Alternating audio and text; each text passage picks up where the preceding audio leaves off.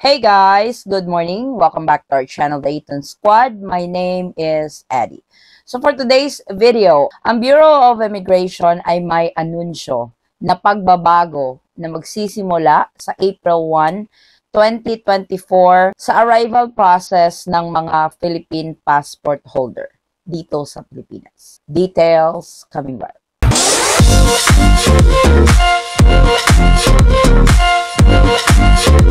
So, kaka-post lang nito ng Bureau of Immigration sa kanilang page. Ito ay isang advisory para sa lahat ng may mga Philippine passport na papasok ng Pilipinas simula ngayong April 1, 2024. So, kung ikaw ay isang Philippine passport holder at ginagamit mo yung e-gates, yung machine ba na in-scan yung passport mo at binibigyan ka ng sticker?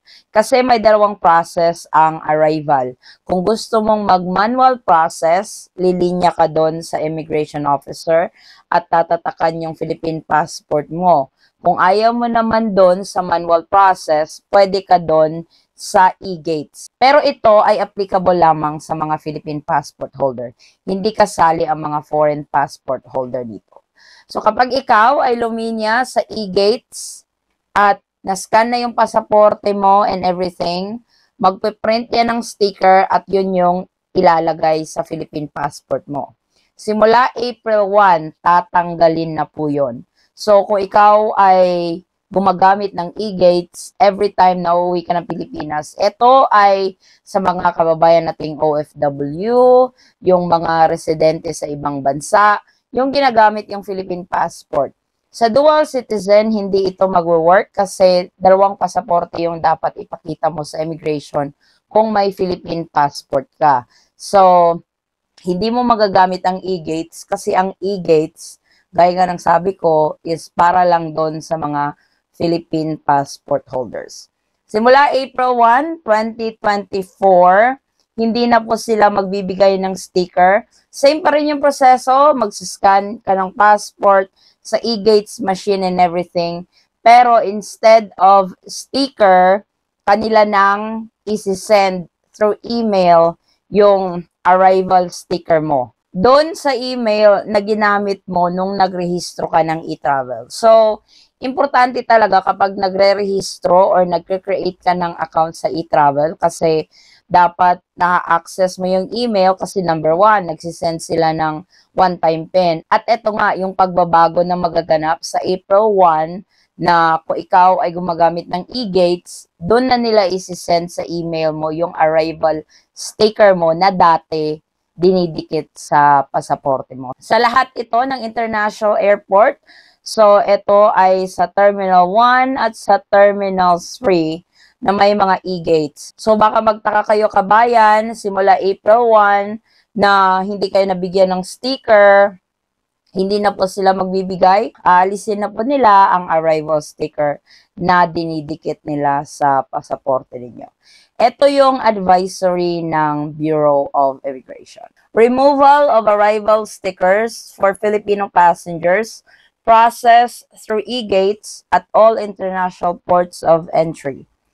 Consistent with the Bureau's mandate to deliver effective and efficient immigration service, all are hereby informed of the discontinuance of arrival stickers for Filipino passengers processed through e-gates at all international ports of entry effective April 1 of 2024. In lieu thereof, Filipino passengers shall receive arrival confirmation through the email address provided in the e-travel system. So, ito yung sinasabi ko kanina na isi-send nila yung arrival confirmation ninyo sa email na ginamit nyo nung nag-create kayo ng account sa e-travel. Notwithstanding, the Bureau of Immigration arrival border stamp may be affixed onto the Philippine passport by the immigration officer assigned at e-gates upon request.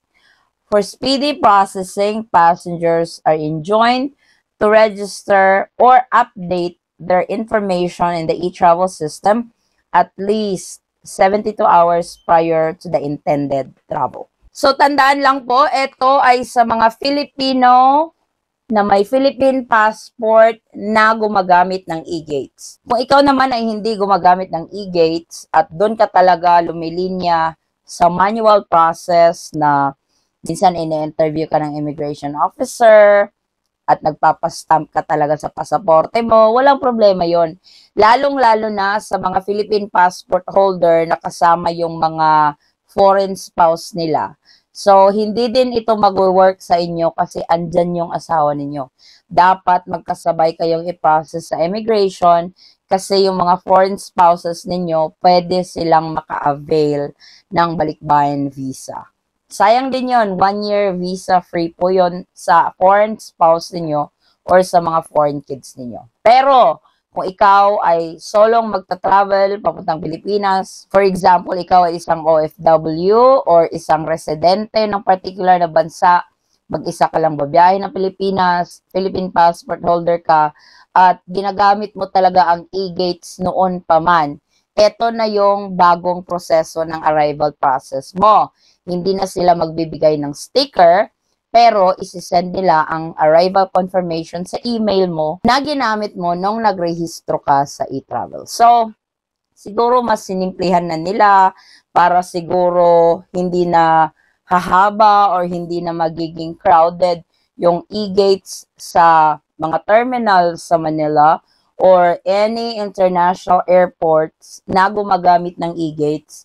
Ito na ang bagong proseso sa mga darating na Philippine passport holders sa Pilipinas na magsisimula sa April 1, 2024. Hindi po ito April Fools. Totoong advisory po talaga ito galing sa Bureau of Immigration. So heads up lang, attention to all Philippine passport holders, lalong-lalo na dun sa mga gumagamit sa e-gates machine. Kasi ngayon nasa 50% na ata yung capacity ng e-gates sa mga international terminal sa Pilipinas. In the next few months, magiging 75% na ito kasi isa ito sa mga projects ng Bureau of Immigration na dagdagan ang mga e-gates machine para sa mga Philippine passport holder. I wish na para ito sa lahat. Hopefully, one day, meron na din silang e-gates. For foreign passport holders, mas madali siguro ang process. Kasi, di ba, for example, sa Amerika, on your first port of entry sa US, ganun din yun eh. Lilinya ka, scan your passport mo, may piprint sila at yun yung ibibigay mo sa immigration officer. Mas mabilis. Less yung interaction ng personnel ng immigration. Pero, yun nga, yung Pilipinas is just starting to build it up. Like I said, 50% pa ngayon. In the next few months or next quarter of the year, magiging 75% na ito. Mag-update tayo kung maidadagdag sila na e-gates. So, ito ay sa lahat ng international airport dito sa Pilipinas na may e-gates. So, baka may magtanong na naman, hindi ko naman ginagamit yung e-gates. Wala namang problema doon. Gaya ng explanation ko kanina, may dalawang proseso. Pwede ka sa manual, pwede ka sa e-gates. Pero doon sa mga sanay sa e-gates, baka magtaka kayo na wala na kayong marireceive na sticker. Ganun na po ang magiging patakaran simula April 1, 2024. So, ito po ang ating latest travel updates patungong Pilipinas. Maraming salamat po sa inyong patuloy na pagsubaybay, tiwala at suporta sa aming channel, The Eton Squad. Kung kayo man po ay may mga katanungan, maaari lang pong mag-comment sa video ito or pwede nyo akong i-direct message sa ating Facebook page, same handle, The Eton Squad. Muli kabayan, ako'y nagpapasalamat at naway ang inyong biyaheng papuntang Pilipinas ay maging smooth, hassle-free at stress-free. Magkita-kita po tayo sa ating susunod na travel update. Stay safe, stay healthy, and God bless everyone.